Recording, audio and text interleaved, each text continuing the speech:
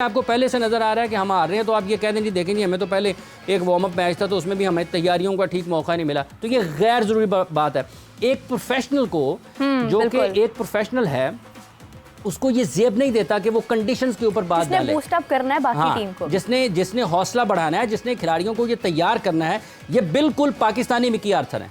इस बयान से तो ये लगता है जैसे मिकी आर्थर पहला मैच हारने के बाद वर्ल्ड कप का उन्होंने ये कहा जी कि देखें यहाँ पर दिल पाकिस्तान नहीं बोला जा रहा, यहाँ पर हमें जो है कोई कह रहा है कि सिक्योरिटी बहुत सख्त है, हमें खिलाड़ियों को बाहर घूमने का मौका नहीं मिल रहा, पाकिस्तान के झंडे नहीं मिल रहे। तो एक ऐसी चीज़ जो अनकंट्रोलेबल है आप उसको कंट्रोल करने की कोशिश में अपनी तवानाइयां सर्व कर रहे हैं।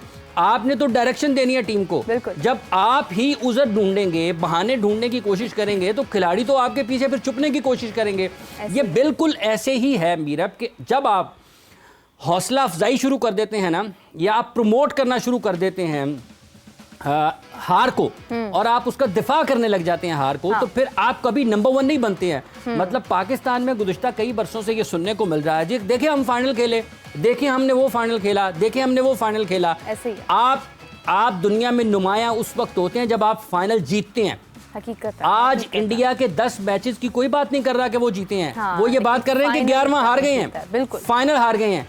तो जब आप इस किस्म की सोच को परवान चढ़ाते हैं तो उसके नतीजे में कभी भी आप दुनिया पर हुक्मरानी का खेल के मैदान की बात हो रही है, आप वो ख्वाब जो है वो आप उसकी ताबीर नहीं ले सकते हैं। इसलिए ये उज़र ढूंढने के बजाय आप अपने खिलाड़ियों को तैयार करें इस लिहाज से कि वो ऑस्ट्रेलिया में जहां कहीं भी उनको टेस्ट मैच खेलने का मौका मिलना है वो अपनी भरपूर सलाहियतों का मुजाहरा करें और टेस्ट मैचेस जीतें। वहां पर कहेंगे जी पर्थ में जाएंगे, यहाँ पर बहुत तेज पिच मिल गई है, मतलब पिच के ऊपर ही बात करते रहेंगे। मतलब ये डाइवर्ट करेंगे उन चीज़ों को जो इनकी तरफ आनी है। यानी आपके मुताबिक ही हर चीज़ सेट की जाए, फिर आप सोचेंगे कि आप अब जीतेंगे या हारेंगे। तो अगर फिर भी ना जीतें, तो मतलब आपको सब चीजें आपकी मर्जी के मुताबिक मिल जाएं तो फिर आप क्या कहेंगे यहाँ पर दिल पाकिस्तान नहीं बज रहा है और जान जान पाकिस्तान यहाँ पे सुनने को मिल रहा, हमें यहाँ पर सब हिलाली परचम जो है वो देखने को नहीं मिला। तो ये सारे उज़र हैं, क्राउड नहीं मिला, ये नहीं मिला, सब उज़र हैं। अच्छा, ये डिस्कशन जो है ना, ये ऑनेस्टली ये डिस्कस करनी चाहिए एनालिस्ट को, जो स्पोर्ट्स एनालिस्ट हैं वो इस हवाले से बात करें तो मुनासिब लगता है कि पिच ऐसी लग रही है तो हमें उम्मीद है कि टीम डायरेक्टर का काम ही नहीं है ना, काम ही नहीं है, आप तो कारकर्दगी पे बात करें। मिकी आर्थर क्या करते थे ना, यही करते थे ना कि वो तवज्जो तकसीम करते हैं, जो क्रिकेट से हट के बात है ना वो करते हैं। मतलब जो लोग खालिस्तन क्रिकेट के हवाले से लोगों को हकायक बताने के लिए, लोगों में शऊर में इजाफे के लिए, लोगों को आगाही देने के लिए क्रिकेट के हवाले से बैठे हुए हैं, अगर वो क्रिकेट से हट के बात करेंगे तो आपको फिर लोगों को मिसलीड करेंगे। देखें आप इसका ये भी पहलू निकाल सकते हैं कि आपके बॉलर्स बेहतर परफॉर्म नहीं कर पाए।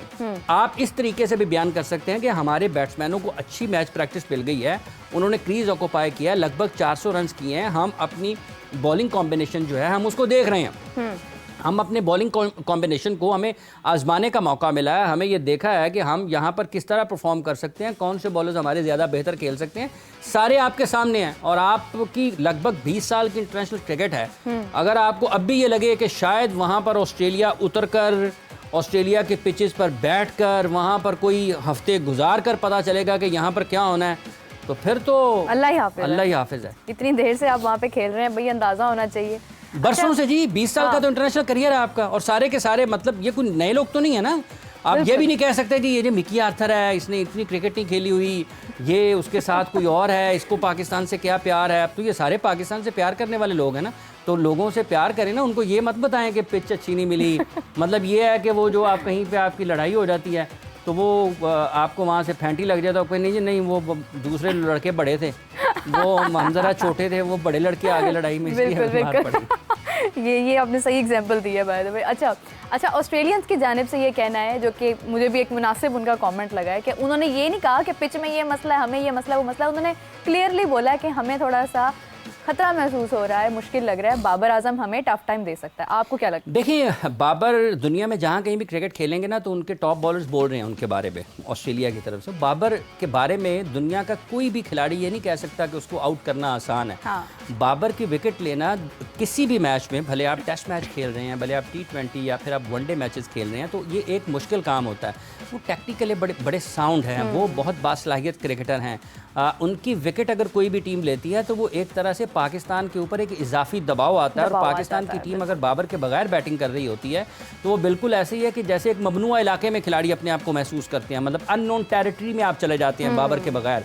तो ऑस्ट्रेलिया के बॉलर्स की तरफ से बाबर आजम की सलाहियतों का एतराफ़ है, और इसमें कोई शक नहीं है कि बाबर दुनिया में किसी भी जगह पर, दुनिया की किसी भी बॉलिंग लाइन के ख़िलाफ़ किसी भी किस्म के हालात में बहुत ही शानदार खेल पेश करने का मुज़ाहरा सलाहियत रखते हैं, और उसका मुज़ाहरा कर भी चुके हैं और यहाँ पर भी कर सकते हैं दोबारा। लेकिन साथ ही साथ हमें ये भी देखना पड़ेगा कि जब आप ऑस्ट्रेलिया जाते हैं ना, या आप इंग्लैंड चले जाएं, या आप बिलखुसूस इन दो मुल्कों में, तो यहाँ के जो खिलाड़ी हैं या जो मीडिया है, वो जो नुमाया क्रिकेटर्स होते हैं किसी भी टीम के, उनके हवाले से बड़ी अच्छी अच्छी बातें करते हैं। मतलब एक तरीके से उनके आप ये कहना कि उनको खेल से पहले ही इतना रिलैक्स करने की कोशिश करते हैं कि देखिए हम आपके बारे में बहुत आपकी तारीफ़ करते हैं, बहुत आपको हम रेट करते हैं, बड़ी हम आपको अच्छी तरीके से देखते हैं। तो वो एक तरीके से हमें गैर ज़रूरी तौर पर किसी को ना बढ़ाने की कोशिश करें, थोड़ा सा रिलैक्स हो जाए। हाँ ठीक है, थोड़ा सा उनको खेल से हट जाएँ कि यार ये तो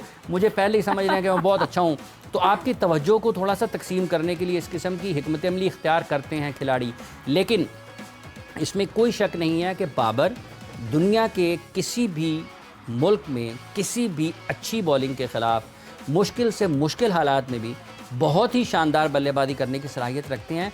और पाकिस्तान की टीम इस ऑस्ट्रेलिया के दौरे पर अगर उनको कोई बहुत अच्छा खेलना है तो उसमें बाबर का हिस्सा बहुत अहम है। अगर बाबर अपनी सलाहियतों के मुताबिक या जो उनसे तवक्कुआत हैं उसके मुताबिक खेल पेश नहीं करते हैं तो फिर पाकिस्तान के लिए मुश्किलात में इजाफा होगा। मुश्किल तो है ही है, फिर मुश्किलात में इजाफा होगा। फिर पता नहीं उसके बाद टीम डायरेक्टर साहब अगर खुदा न खास्ता नहीं रन्स कर पाते हैं तो फिर उसका क्या उज़र पेश करते हैं। लेकिन वो जो ऑस्ट्रेलिया में बात बाबर की तरफ से, बाबर के हवाले से हो रही है, उसको तो कोई इनकार नहीं कर सकता।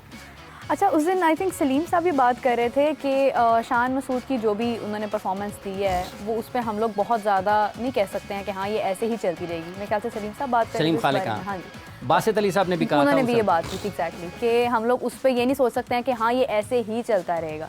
लेकिन अभी तक की जो भी कारकर्दगी है, मैं ये समझती हूँ कि उनकी परफॉर्मेंस बहुत अच्छी रही है। तो बाबर ही क्यों, मतलब वाई नॉट हिम? देखें वो ठीक है कि उनके प्रैक्टिस मैचेस में उन्होंने रन्स किए, लेकिन जो उनकी टेक्निक है शान मसूद की, वो भी जो ऑस्ट्रेलिया के पिचेस हैं वो बड़ी उस पर अच्छी है। वो स्क्वायर ऑफ द विकेट अच्छा खेल सकते हैं, वो पिछले बॉल को अच्छा खेलते हैं, और उन्होंने वक्त के साथ साथ उनके खेल में निखार आया। देखें आप परफॉर्म करते हैं, आप परफॉर्म नहीं करते हैं, तो लेकिन जब आप ये देखते हैं कि क्या ये अहल हैं इसके, क्या इनमें ये बुनियादी सलाहियत मौजूद है कि ये ऑस्ट्रेलिया में जाकर बाउंसी पिचेस के ऊपर against top class bowling runs कर सकते हैं, तो फिर आपको ये मानना पड़ेगा कि वो भी रन्स कर सकते हैं।